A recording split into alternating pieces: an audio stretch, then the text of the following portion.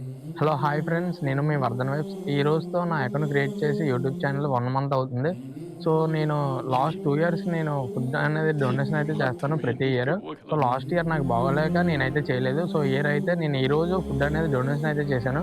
So, నేనైతే ఈరోజు vlog అయితే అప్‌లోడ్ చేస్తాను. సో, నేనైతే ఫాలోవర్స్ కోసం గాని, సబ్‌స్క్రైబర్స్ కోసం అయితే కాదు.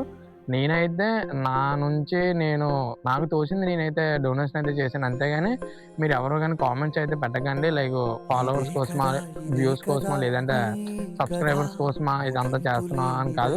నేను ప్రతి ఇయరు చేస్తాను. సో, లాస్ట్ ఇయర్ నాకు బాలేక నేనైతే చేయలేదు.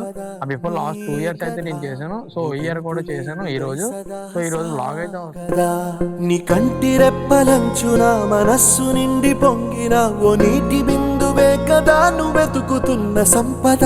ఒక్కొక్క జ్ఞాపకానికి 100 ఏళ్ల ఆయువుందిగా, ఇంకెన్ని ముందు వేచెనో అవన్నీ వెతుకుతూ పదా.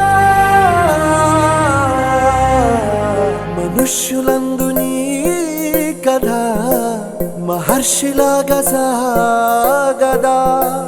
మనుష్యులందు నీ కథ మహర్షిలాగా సాగదా.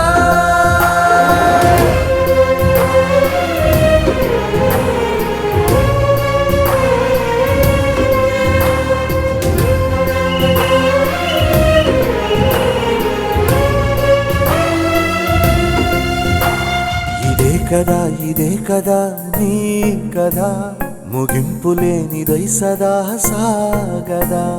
ఇదే కదా నీ కదా, ముగింపు లేనిదై సదా సాగదా.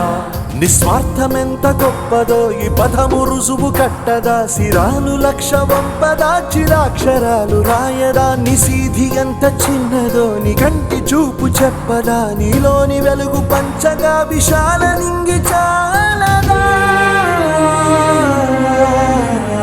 మనుష్యులందు నీ కథ మహర్షిలాగా సాగదా. మనుష్యులందు నీ కథ మహర్షిలాగా సాగదా.